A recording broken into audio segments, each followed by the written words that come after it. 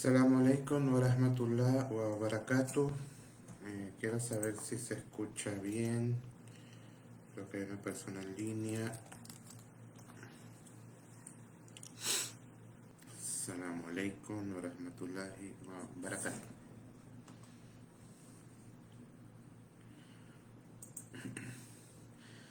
¿Se me escucha bien el audio?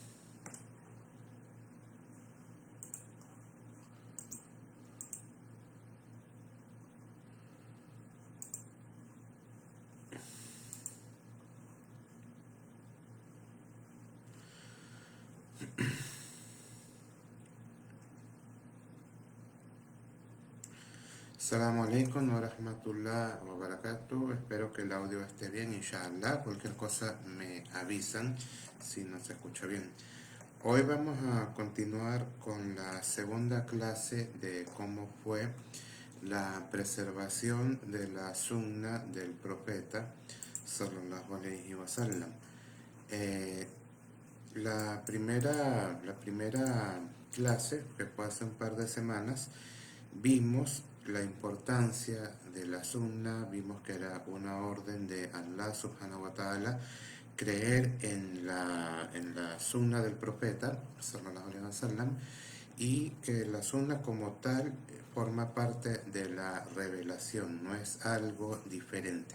Es decir, tanto la sunna o los dichos del profeta sallallahu alaihi wasallam como el Corán provienen de la misma fuente, no son temas diferentes, no son revelaciones diferentes, sino que todo lo que el profeta sallallahu alaihi wasallam decía en temas de religión se consideraba parte de la revelación, exactamente igual que el Corán.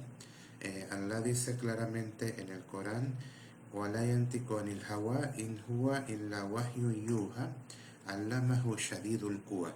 Y él no habla por deseo propio, sino que él transmite lo que se le ha sido revelado, aquello que le enseñó el dotado de gran poder. Entonces, tanto el Corán como la sunna del profeta sallallahu alayhi wa sallam son parte de la misma revelación. Y también vimos en la primera clase que el Corán nos enseña cómo lo que debemos hacer, lo que no debemos hacer, y la sunna del profeta sallallahu alayhi wa sallam son los detalles. Por ejemplo, en el Corán Allah subhanahu wa ta'ala nos dice: hagan el hajj. وَلِلَّهِ عَلَى النَّاسِ حِجُّ الْبَيْتِ مَنِ اسْتَطَاعَ إِلَيْهِ سَبِيلًا. Y es una orden de Allah para las personas hacer la peregrinación para quien tenga los medios. Pero no nos dice vayan el día 8 de Dhul Hijjah a Macca, hagan el Tawaf, después vayan a Mina, después vayan a Arafat, después a Muzdalifa, después a Mina. No nos dice nada de eso. ¿Dónde encontramos todo eso? En la sunna del profeta sallallahu alaihi wasallam, que nos explicó a través de sus acciones y palabras cómo hacer el hajj. Lo mismo es con el resto de las adoraciones del Islam. Por ejemplo, con el rezo. ¿Cómo sabemos los horarios del rezo? ¿Cómo sabemos que cuando vayamos a rezar tenemos que decir Allahu Akbar y poner una mano sobre la otra, recitar el Fatiha, después recitar otra sura, después hacer el rukú, después levantarnos? Todas esas cosas no aparecen en el Corán, sino que fueron explicadas o están presentes en la sunna del profeta sallallahu alaihi wasallam, y de allí es que nos basamos para poder adorarla. Sería algo ilógico, algo que no tendría razón de ser, que Allah subhanahu wa ta'ala preservara el Corán, pero no preservara la sunna. También mencionamos la clase pasada, esto es solamente un repaso breve, que Allah nos dice en el Corán: ciertamente hemos hecho descender el recuerdo y ciertamente somos sus custodios. El recuerdo, vean que Allah subhanahu wa ta'ala usa la palabra az-zikr, que es el recuerdo, no dice el Corán. No dice ciertamente hemos hecho descender el Corán, no dice ciertamente hemos hecho descender el libro, sino que dice ciertamente hemos hecho descender el recuerdo y nosotros somos sus custodios. ¿Qué significa el recuerdo? El recuerdo abarca toda la revelación de Allah subhanahu wa ta'ala, y eso abarca obviamente a la sunna. O sea, no es solamente el Corán, ni el libro, sino las enseñanzas del profeta sallallahu alaihi wasallam. Si no, Allah hubiera dicho únicamente el Corán. Recuerden que Allah subhanahu wa ta'ala es muy preciso, hablando, es muy exacto, hablando, y no es dejar algo tan importante o tan serio como esto a nuestra interpretación o a ver qué nosotros entendemos o no entendemos. Allah dijo, ciertamente hemos revelado el recuerdo y somos sus custodios. Si hubiera sido lo único que hubiera sido preservado, hubiera sido el Corán, entonces Allah subhanahu wa ta'ala hubiera dicho, hemos hecho descender el Corán o el libro y somos sus custodios, pero abarca todo. La sunna del profeta sallallahu alaihi wasallam forma parte del recuerdo de Allah, o sea, del recuerdo de la revelación de Allah. Ahora, muchas personas, muchos enemigos del Islam dicen por qué la sunna del profeta sallallahu alaihi wasallam no fue escrita en su tiempo como fue escrito el Corán, por qué en el tiempo del profeta sallallahu alaihi wasallam se escribe el Corán como libro y se organiza como libro, pero la sunna no fue hecho así. O por qué los sahabas, radiallahu anhum, los compañeros del profeta, sallallahu alaihi wasallam, preservaron el Corán, escribieron el Corán, pero no hicieron lo mismo con la sunna. Entonces, estas son, digamos, trampas que ponen los enemigos del Islam, y lamentablemente muchos musulmanes caen en esto. ¿Cuál es la solución para esto? ¿Cuál es la cura para esto? Estudiar, aprender. Tienes que aprender y tener ciencia cierta cómo fue preservado tanto el Corán como la Sunna. El Corán no fue preservado porque bajaron unos ángeles y lo están cuidando con espadas, no. El Corán fue preservado de una manera diferente. Fue preservado de dos formas, escrito y memorizado. Y las mismas personas que preservaron el Corán fueron exactamente las mismas personas que preservaron la Sunna. No fueron personas diferentes. Como les mencionaba también en la primera clase, me disculpo que la clase pasada, el sábado pasado no pudimos hacer la clase porque de verdad tenía un problema de salud bastante fuerte. Yo sufro de problemas de enfermedades respiratorias. Entonces cuando me da una gripe se convierte en asma, y si se convierte en asma se convierte en neumonía. Entonces me cuesta. Todavía tengo secuelas, pero alhamdulillah ya puedo hablar sin agitarme. Así que discúlpenme por no estar la clase pasada. Pero aquí estamos, alhamdulillah. Entonces les decía también la clase pasada que nosotros no somos personas que tienen que creer ciegamente sin pruebas. Es decir, no es que nos dicen como a los que fuimos cristianos, que nos decían, tienes que creer en eso y y no puedes preguntar, y si preguntas es porque tienes la fe baja, porque tienes un problema de fe. No.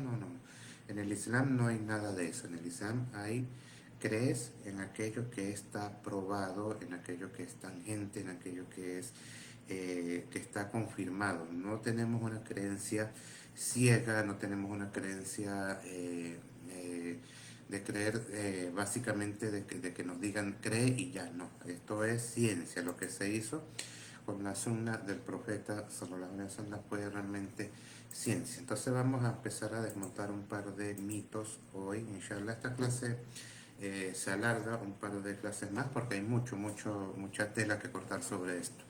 Vamos a hablar primero, déjenme saludar primero los que están en línea.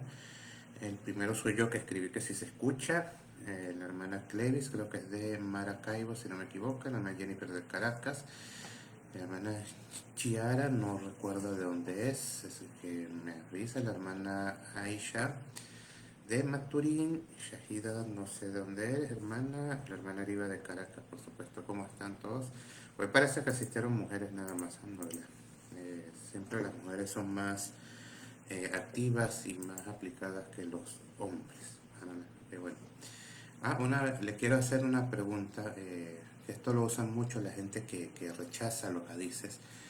Dicen, ¿por qué el profeta sallallahu alaihi wasallam dijo en cierta ocasión, la mayoría de la gente del infierno van a ser mujeres?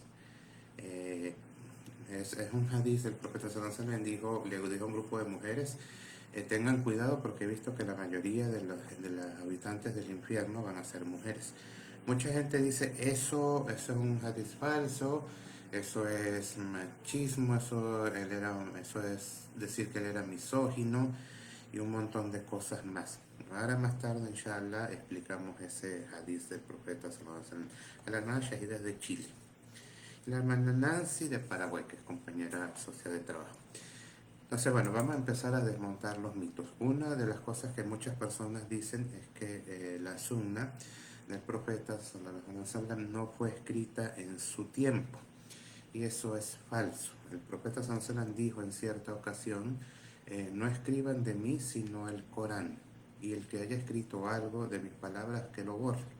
Ese es un hadiz auténtico, pero eso fue al principio de la revelación porque el profeta sallallahu alaihi wasallam tenía miedo de que las personas confundieran la sunna con el Corán, es decir, que no supieran distinguir entre el Corán y entre la sunna. Recuerden que la revelación del Corán fue progresiva, duró 23 años y se iba descendiendo de acuerdo a las cosas que iban ocurriendo, los sucesos que iban pasando. Entonces él sentía miedo al principio de que las personas, de que sus compañeros no lograran entender la diferencia entre el Corán y la Sunna, por eso dijo, no escriban de mí excepto el Corán. Pero cuando los sahabas ya lograron entender y descifrar la diferencia entre el Corán y la Sunna, el profeta sallallahu alaihi wasallam dijo, escriban porque no sale de mí sino la verdad. Entonces muchos hadices del profeta sallallahu alaihi wasallam fueron escritos en su tiempo. Incluso el mayor narrador de dichos del profeta, que se llamaba Abu Huraira, él dijo, nadie narró más que hadices que yo, excepto Abdullah ibn Amr ibn al-As, un compañero del profeta sallallahu alaihi wasallam, que él escribía. Él decía, la diferencia entre él y yo es que él escribía y yo no escribía.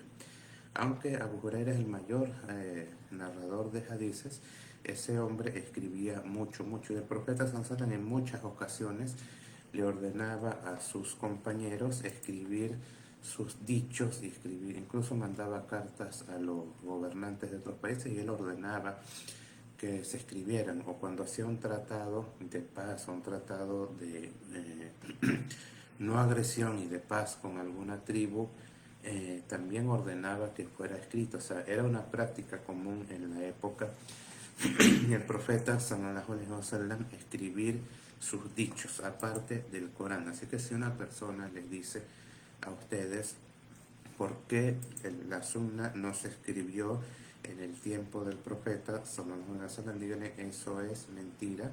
Sí se escribía por orden y bajo la supervisión del profeta sallallahu alaihi wasallam.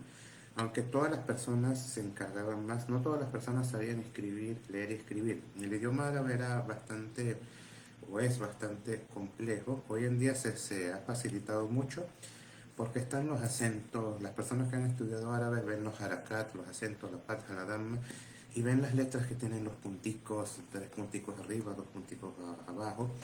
Pero antes no era así. El idioma árabe original era sin puntos y era sin harakat. Era bastante complejo, pero aún así muchas personas se dedicaron al aprendizaje, pero la mayoría de los que sabían leer y escribir se dedicaban más a la escritura del Corán, de la palabra de Allah subhanahu wa ta'ala. Pero los árabes tenían un truco, es decir, yo no sé leer y escribir, ¿cómo puedo memorizar? Ellos tenían una manera, y es que ellos tenían, o cómo puedo preservar algo, y es que ellos tenían una memorización excelente. Ellos eran expertos en el idioma y tenían una capacidad retentiva impresionante. No es solamente, esto no se demuestra con la religión, porque alguien puede decir, eso lo puede decir cualquiera, pero se demuestra es con todas las cosas que los árabes de aquella época preservaron de la época preislámica. Hay libros enteros, hay poesías enteras donde se narraban cosas, donde se escribían, donde se narraban cosas, mejor dicho, que eran transmitidas de generación en generación, de persona a persona, con mucho detalle. Ellos eran expertos en poesía, ellos eran expertos en rima y memorizaban todo lo que ocurría. Un ejemplo de eso es la historia del elefante, los elefantes, la de Abraha, el líder del Yemen que vino a destruir la Kaaba y pasaron los pájaros y toda esa cosa. Esa historia ocurrió el año en que el profeta sallallahu alaihi wasallam nació. Y el Corán no se reveló sino 40 años después del nacimiento del profeta sallallahu alaihi wasallam. Y muchos años después fue que se reveló la sura del elefante. O sea, no fue ni siquiera la primera en ser revelada. Pero si se fijan, tenemos la historia, conocemos la historia perfectamente. Todo lo que pasó es porque fue preservado por las personas. Las personas narraban todo y no es algo que sea tampoco increíble o difícil de saber o aceptar. Todos nosotros tenemos recuerdos, todos nosotros tenemos historias que las contamos y van pasando de persona a persona, de generación en generación, sin que hayan alteraciones. Es algo natural, es algo que pasa, no es algo increíble. El ser humano tiene esa capacidad de memorizar. Y sobre todo cuando vemos que las sunnas del profeta sallallahu alaihi wasallam no eran solamente dichos. También una gran parte de la sunna del profeta sallallahu alaihi wasallam eran sus acciones, cómo hacía él para, las adoraciones, cómo era su trato con su familia, cómo comía. Son detalles que nosotros conocemos de nosotros mismos y de muchas personas, y qué decir que cómo memorizaban o cómo los compañeros del profeta sallallahu alaihi wasallam aprendían de los modales del profeta y cómo lo analizaban y cómo estudiaban su vida, hasta el punto que sabían cuántas canas tenía en su barba. Había personas que decían que tenía 7, 8 canas en su barba. O sea, eran detalles precisos. O sea, hasta veía que conocían su olor, conocían su forma de caminar, nos lo describieron completamente. Entonces, mucho de la sunna del profeta sallallahu alaihi wasallam no era sus dichos, no eran enseñanzas, no eran sermones largos, sino que mucho de la sunna era cómo era su vida como tal, cómo se vestía, cómo comía, cómo se sentaba, incluso cómo hacía sus necesidades, por lo que no son cosas difíciles de memorizar ni de enseñar. Y creo que muchos de nosotros también hemos estado en la posición de que le enseñamos a una persona a rezar.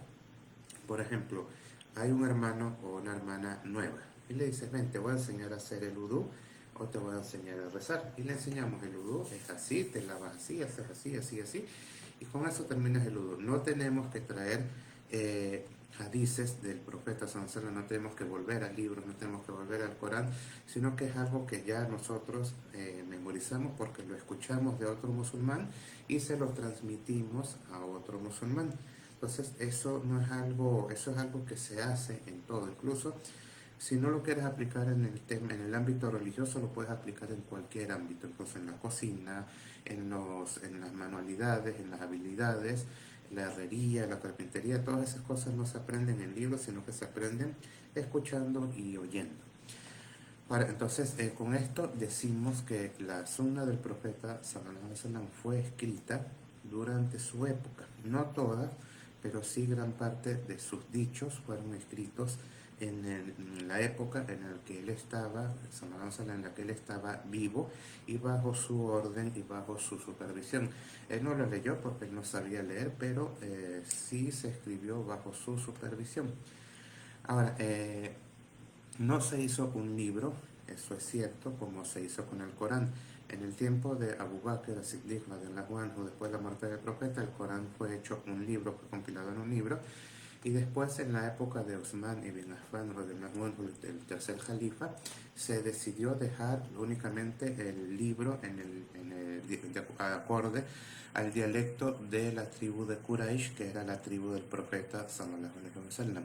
No se hizo un libro así en ese momento, pero sí se hizo más adelante, en el tiempo del califa, un califa recto que se llamaba Omar ibn Abdulaziz, que Allah esté complacido de él. Él no fue compañero del profeta directamente, sallallahu alaihi wasallam, pero no había mucho tiempo entre él y el profeta. Él gobernó entre el año 99 y 101. Su gobierno fue muy corto, pero fue uno de los gobiernos islámicos más exitosos y fue uno de los más bonitos, pero esa es otra historia. En ese tiempo él ordenó que la sunna del profeta sallallahu alaihi wasallam fuera escrita. Parecerá que es mucho tiempo entre el profeta sallallahu alaihi wasallam y el año 99, pero no es mucho, porque el profeta sallallahu alaihi wasallam murió en el año 13 y desde el año 13 al 99 hay una o dos generaciones de personas, o sea, cada generación se cuenta entre unos 50 a 60 años. Así que no pasó mucho tiempo o no hay muchas generaciones entre las personas que empezaron a escribir la sunna. No es que no la tenían memorizada, la tenían preservada, pero en esa época es cuando se empiezan a escribir los hadices como tal. ¿Y cómo los escribían? Escuchaban al narrador. Decía, por ejemplo, uno de ellos decía: yo escuché que el compañero del profeta, sallallahu alaihi wasallam, dijo tal cosa, que el profeta dijo tal cosa. O sea, era una cadena de transmisión muy corta, de apenas una o dos personas. La más larga era de dos personas porque eran dos generaciones que habían entre esa persona y el profeta, sallallahu alaihi wasallam. Entonces él decía: yo escuché que fulano de tal, escuchó que el sahabi, fulano de tal, escuchó al profeta sallallahu alaihi wasallam decir esto y esto y esto. O sea, no es tantas generaciones que hay. Si vemos ahorita entre nosotros y el Corán, hay aproximadamente 43, 44 generaciones. Y ya pasaron 1440 años, pero estamos hablando de personas que conocieron a los sahabas y en muchas ocasiones de los sahabas directamente, porque hubieron varios sahabas, varios compañeros del profeta sallallahu alaihi wasallam que murieron muy tarde, sobre todo los que eran más jóvenes. eh, Tuvieron vidas largas y ellos mismos narraron los hadices, o sea que entre los hadices y el profeta Sansana había una sola persona, y en otros, en la mayoría de las situaciones, dos personas, y en algunos hasta tres personas, pero cadena de transmisión, pero las había.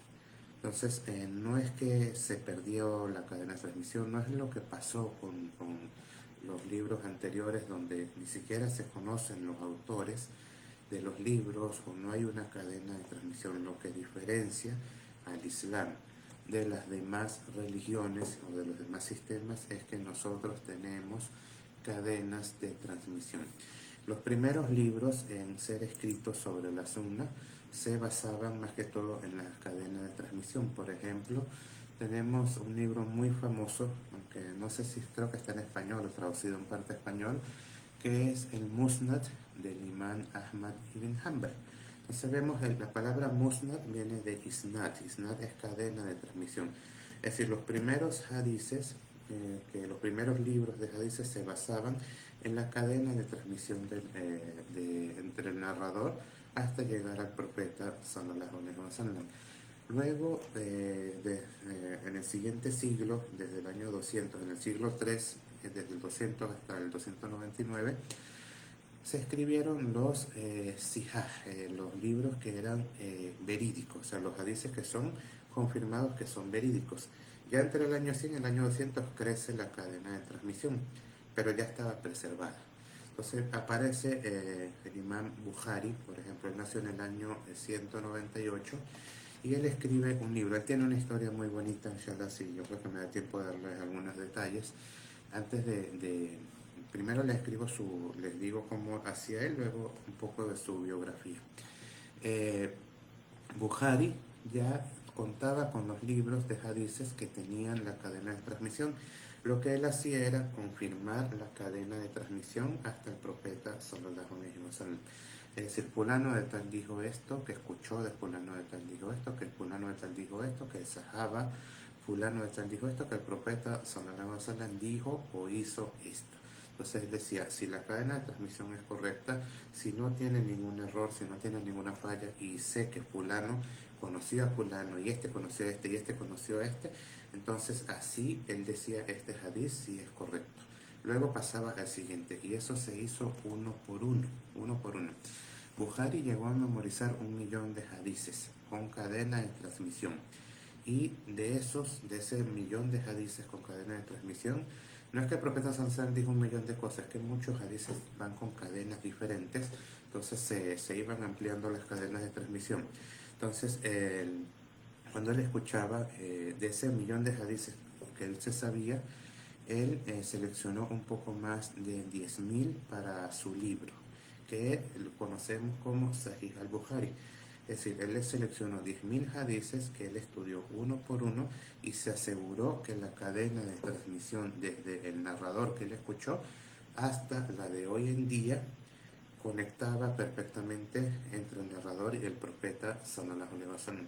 Es exactamente lo mismo que se hace ahora con el aprendizaje del Corán. Los sabios del Corán hasta hoy en día, los recitadores, ellos tienen algo que se llama Ijaza, que es una cadena de profesores que se remonta hasta el profeta sallallahu alaihi wasallam. Incluso se estudia, se analiza, se hacen pruebas y cuando él dice, cuando él ya logra aprender el Corán y pasa las pruebas, a él le dicen tu profesor tal aprendió de tal y él aprendió de tal, aprendió de tal, aprendió de tal, aprendió de tal hasta llegar hasta el profeta sallallahu alaihi wasallam. O sea, así como fue preservado el Corán, de esa misma manera fue preservada la sunna. La primera etapa era, no se escucha, ay Dios mío, y ahora que me dicen que el volumen está bajo. Inshallah la clase que viene voy a tener un micrófono para que me escuchen mejor. Entonces lo que les decía es que los hadices del profeta sallallahu alaihi wasallam, la primera etapa fueron los libros que se basaban en la cadena de transmisión. Los segundos libros, que fueron unos años después, ya se basaban en los hadices auténticos, y la tercera generación de libros ya eran los hadices que se basaban en los auténticos, y es donde vienen los libros llamados sunna. Por ejemplo, la sunna de Abu Daud, la sunna de Ibn Majah, la de Tirmidhi, la de An-Nasai, y los libros correctos que son Bukhari y Muslim, y esos forman los 6 libros como tal. Les cuento un poquito sobre la historia de Bukhari, que tiene una historia muy bonita.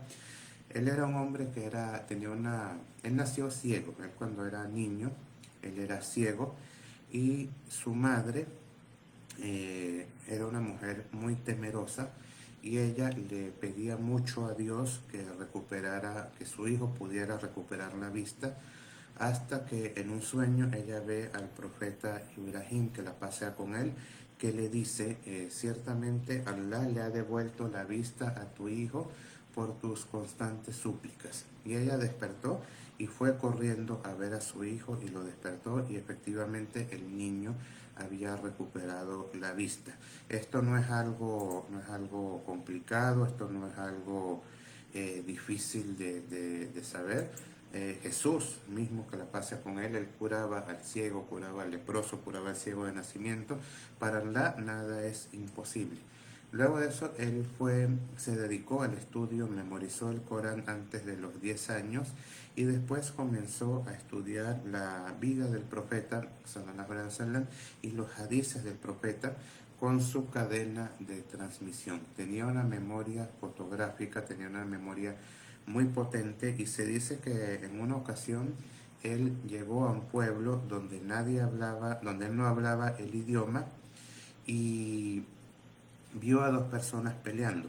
Después vienen unos guardias, los separan y le preguntan, que dicen, tú eres el único testigo, ¿qué pasó? Y él dijo, yo no entendí lo que ellos estaban diciendo, pero él dijo esto, y él dijo esto, y él respondió esto, y él respondió esto.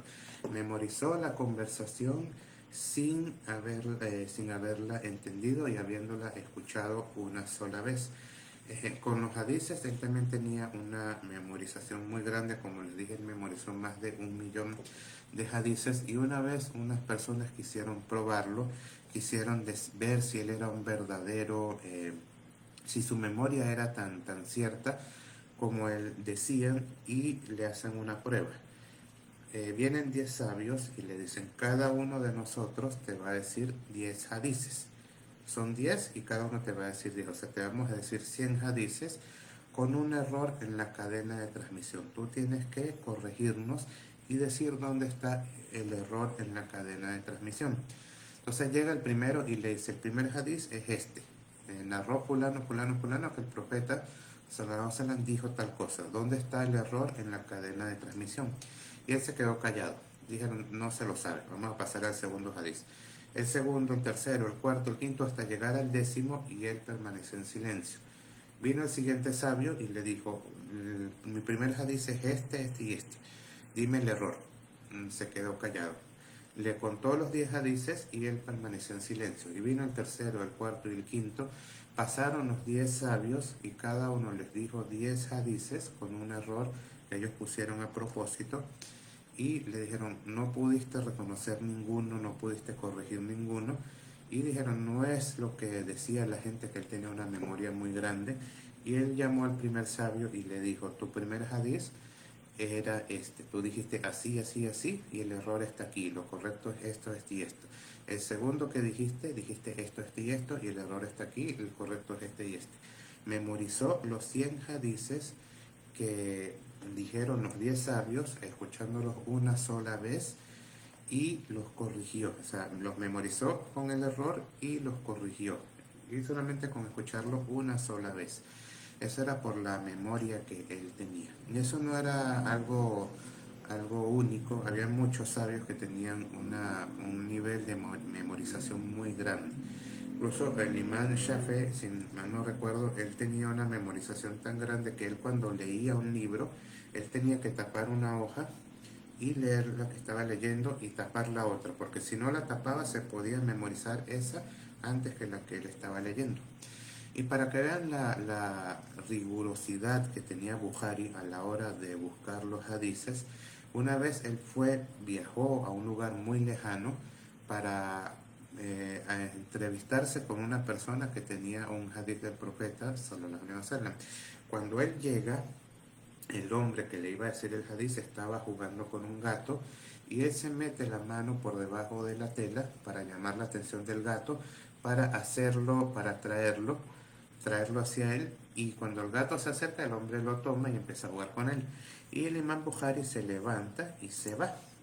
Y él le pregunta, ¿por qué te vas si todavía no te he dicho el hadiz? Él le dice, si tú engañaste a ese gato, tú me puedes engañar a mí también. Y se fue y dijo, tú no eres una persona confiable.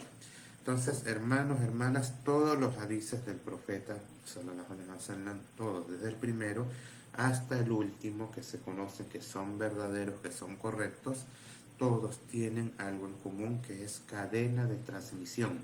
Es decir, todos los hadices del profeta sallallahu alaihi wasallam que usamos tienen una cadena de transmisión que se conecta desde el profeta sallallahu alaihi wasallam hasta la persona que está escribiendo el hadiz, y eso es algo único de la religión. También tenemos una ciencia en el Islam que se llama Jarh wa Ta'dil, que es la que no solamente se tiene la cadena de transmisión, hay algo mucho más grande y mucho más difícil, pero que nosotros como musulmanes lo tenemos.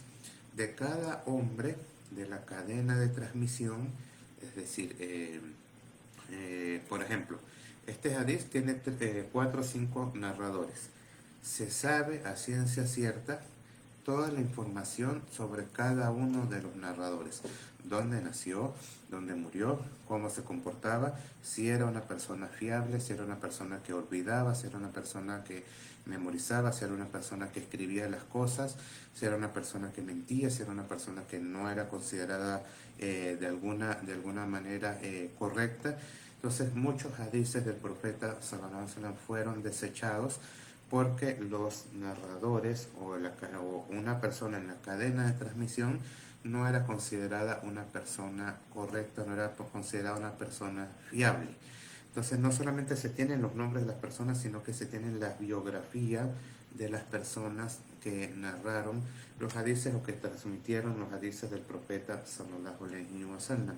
Entonces, no hay forma, sencillamente no hay manera de que los hadices del profeta sallallahu alaihi wasallam que tenemos ahora, no, es decir, es imposible decir que no fueron dichos por el profeta sallallahu alaihi wasallam, porque está demostrado científicamente de que sí fueron dichos por él. Lo escuchó fulano y fulano se lo dijo a fulano y fulano a fulano y fulano a fulano, y eso fue escrito en una época muy temprana, una gran parte en la época del profeta sallallahu alaihi wasallam y una gran parte en la siguiente generación pero se tiene toda esa información. Así como conocemos al profeta sallallahu alaihi wasallam, que conocemos cómo era su vida, cómo era su forma de vestir, cómo era incluso cómo sonreía, cómo se enojaba.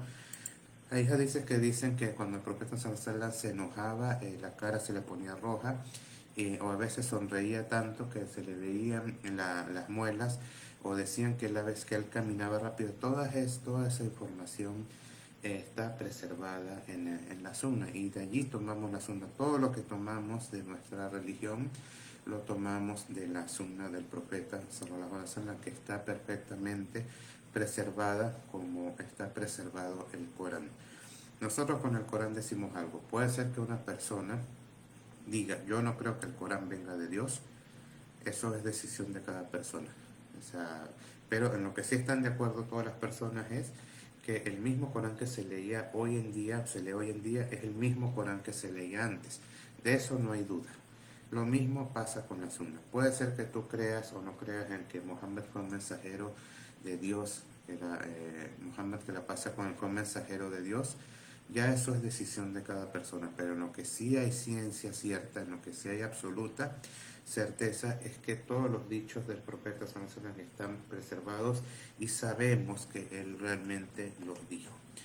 Ahora les hago una pregunta antes de irnos, a ver quién la responde en los comentarios. El que responda se gana un like y un corazón. ¿Qué hacemos en la situación en la que un hadiz del profeta sallallahu alaihi wasallam contradice alguna aleya del Corán? Es decir, si hay un hadiz y una aleya del Corán y se contradicen, ¿qué seguimos? ¿El Corán o el hadiz? A ver quién responde y se gana un corazón. Que ahorita son muy cotizados los likes. Hay gente que vive para eso. Repito la pregunta: en el caso de que un hadiz del profeta sallallahu alaihi wasallam y una aleya del Corán se contradigan, ¿a qué seguimos? ¿El Corán o la Sunna? Vamos a ver quién responde primero. La hermana Amina Núñez dice el Corán, la hermana Shahida dice el Corán, la hermana Clevis dice el Corán. Dios mío, de una vez dicen el Corán, el Corán, el Corán. Vamos a ver si alguien más dice algo, si alguien apoya la sunna. No están los defensores de la sunna del profeta sallallahu alaihi wasallam. Nadie va a decir la sunna.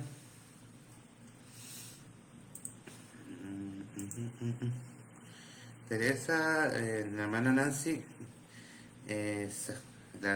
Nancy dice seguimos el Corán. La hermana Teresa dice no hay contradicción entre el Corán y la Sunna, y esa es la respuesta correcta.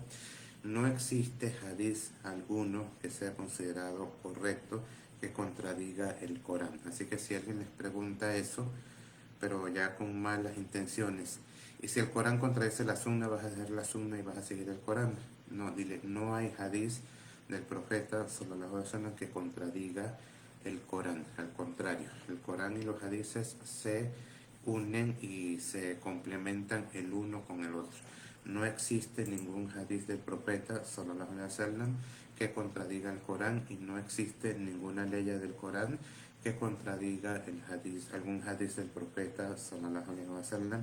Y esto forma parte, y esto es una evidencia muy grande de que la sunna del profeta sallallahu alaihi wasallam está preservada de la misma manera que está preservado el Corán.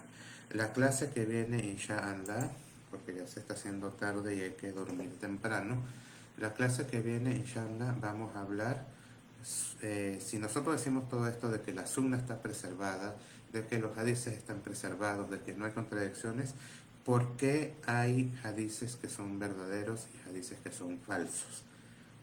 Sabemos que el Corán es uno solo y que el Corán no hay una sura del Corán que diga, no, esta es verdadera, esta es falsa, esta es débil, este no, o esta sura no, sino que todas las suras del Corán son el Corán, todas son verdaderas. Pero ¿por qué con los hadices no? ¿Por qué con los hadices hay hadices que son débiles y otros que son verdaderos? Ese va a ser el primer tema, inshallah. Y el segundo tema que vamos a hablar la clase que viene va a ser cuáles son las sectas desviadas con relación a la sunna, es decir, cuáles son las sectas del Corán que rechazan la sunna, y vamos a explicar sus desvíos y sus errores, inshallah. Si alguien tiene alguna pregunta que hacer, pueden hacerla ahora, si no, ahí nos vamos a dormir. Tengo que darle a Teresa el corazón, el me gusta. El corazón. Ok, ¿alguna pregunta que quieran hacer, hermanos? Si hay algo que no les haya quedado claro, avísenme. Sé que es un tema que no es tan fácil de entender, pero una vez que se entiende, créanme que la tranquilidad que les va a dar a sus corazones va a ser mucha, porque van a estar mucho más convencidos de que el Islam no es un camino para hacia el paraíso, sino que el Islam es el camino hacia el paraíso. Y vean la diferencia entre nuestras fuentes y las fuentes de otras religiones. Por ejemplo, en la Biblia, que existen muchas versiones de la Biblia, unas tienen más libros, unas tienen menos libros, se contradice una con otra, no hay dichos de Jesús que podamos, desde las fuentes cristianas, que podamos decir que Jesús, que la paz sea con él, dijo tal cosa, como nosotros lo podemos decir del profeta Muhammad sallallahu alaihi wasallam, que él dijo tal cosa. Al contrario, si los cristianos quisieran aprender más sobre Jesús y de sus dichos y sus historias, tendrían que volver a las fuentes islámicas, porque hay muchas historias que el profeta sallallahu alaihi wasallam contó sobre Jesús y los demás profetas. Así que es algo de lo que debemos sentirnos orgullosos, y es algo que debemos agradecerle mucho a Allah, sobre todo también el hecho de que nos hizo musulmanes y nos permitió seguir esta religión tan bonita y sobre todo tan perfecta, que no tiene contradicción alguna. Hay algo que yo siempre le repito a las personas con las que hablo sobre la religión, y les digo: si yo llego a encontrar algún error en el Islam, yo voy a ser la primera persona en abandonar esta religión. No tengan miedo de decir eso, porque no lo van a encontrar. Por más que busquen y busquen, no lo van a encontrar. Los errores a los que se les achaca el Islam no son más que inventos y tergiversaciones que buscan unas personas desesperadas que no tienen nada que decir. La hermana Clevis dice: ¿por qué los hadices escritos por Al-Bukhari y Muslim son los más seguros? Eh, Bukhari y Muslim empezaron, digamos, con la era de los hadices auténticos. Antes de ellos estaban los hadices que estaban registrados con la cadena de transmisión. Por ejemplo, el imán Ahmad ibn Hanbal y el imán Malik hicieron libros donde se enfocaban en la cadena de transmisión de los hadices. Lo que hicieron Bukhari y Muslim Bukhari y Muslim fue asegurarse de que cada hadiz del profeta sallallahu alaihi wasallam estuviera conectado desde su cadena de transmisión, o sea, desde el primer narrador hasta el último. Por ejemplo, el imán Ahmad escribía un hadiz y decía: fulano de tal dijo, este dijo, este dijo y este dijo, y el que el profeta sallallahu alaihi wasallam dijo este. Lo que hizo Bukhari y Muslim, el que dio el inicio fue Bukhari, es asegurarse de que este narrador realmente escuchó de que fueron contemporáneos, de que vivieron en la misma ciudad, de que se vieron, de que los dos eran confiables, y después este con este, y después este con este, y después que este sahaba sí hubiera escuchado del profeta sallallahu alaihi wasallam que el profeta dijo tal cosa. Es decir, ellos se aseguraron que cada hombre de la cadena de transmisión realmente era una persona confiable, y realmente se encontró con el siguiente narrador. Por ejemplo, yo puedo decir: yo escuché personalmente que la hermana Amina Núñez dijo esto y esto. Yo la vi, yo la presencié y yo la escuché personalmente. Entonces, si Bukhari, suponiendo, este es un ejemplo nada más para que tengan una idea, si Bukhari estuviera vivo, él investigaría dónde está Suleimán y dónde está Amina. ¿Acaso se encontraron personalmente? ¿Vivían en la misma ciudad? ¿Eran contemporáneos? Como no vivimos en la misma ciudad, entonces él va a decir: no, eso está mal, porque no hubo un encuentro físico. O sea, no se encontraron y no se dijeron nada, por lo que este hadiz está desechado. Entonces así lo hacía él con hadiz por hadiz. Este narrador se encontró con este y este realmente lo conoció, ¿dónde se encontraron? Este era una persona confiable, este también, ok. Siguiente narrador, este y este dónde se encontraron, eran contemporáneos, eran de la misma ciudad, se narra que ellos se vieron, cosas así, ok, siguiente, hasta llegar al profeta sallallahu alaihi wasallam. Y así fue como, por eso es que los libros de Bukhari y Muslim se consideran los más auténticos porque se aseguraron de que cada hadiz que mencionaron en su libro era correcto, o sea, había una conexión completa entre los narradores y el profeta sallallahu alaihi wasallam. Los demás escribían la cadena de transmisión, pero no se enfocaban en los detalles de saber si este narrador realmente lo conoció y este sí y si no. La hermana Mina Núñez dice, cuando uno sabe bien los hadices, cómo identificarlos de los falsos.